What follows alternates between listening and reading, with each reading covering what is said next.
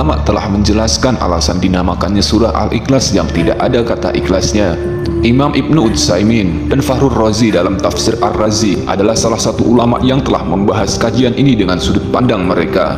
Kajian ini memiliki bias ilmu yang sangat luas yang dapat dikaji dari berbagai aspek. Dan jika Anda memiliki pendapat berbeda, tidak berarti sudut pandang yang lain menjadi keliru.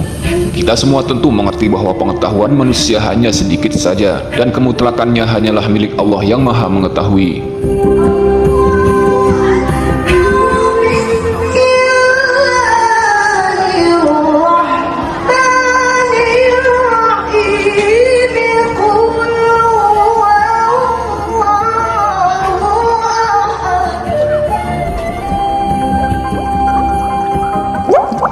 Assalamualaikum warahmatullahi wabarakatuh.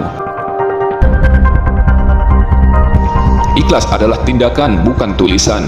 Mungkin inilah singkat bahasa yang bisa menjawab pertanyaan judul materi di atas. Lalu siapakah yang ikhlas di balik mana surah Al-Ikhlas? Sebelum lanjut, silahkan ikuti terus channel ini dengan subscribe sebagai referensi dan informasi seputar Islam dan hakikat Nusantara.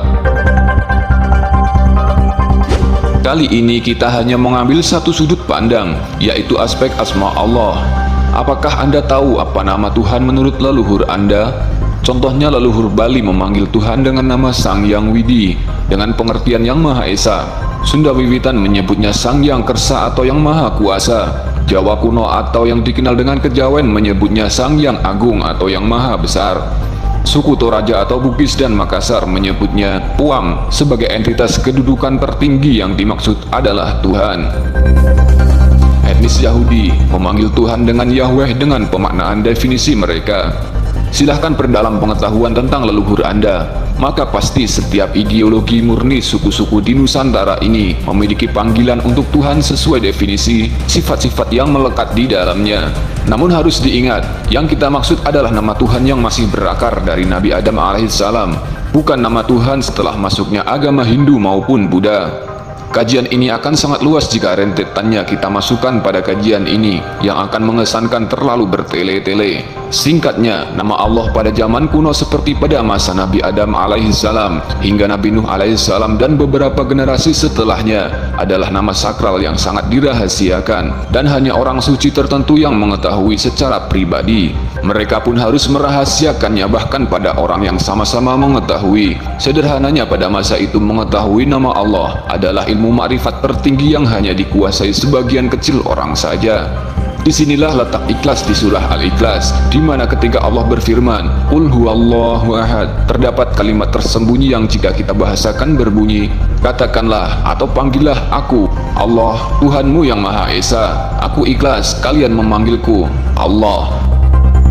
Secara khusus, Allah ikhlas memberitahukan nama agungnya kepada umat Nabi Muhammad SAW yang dispesialkan.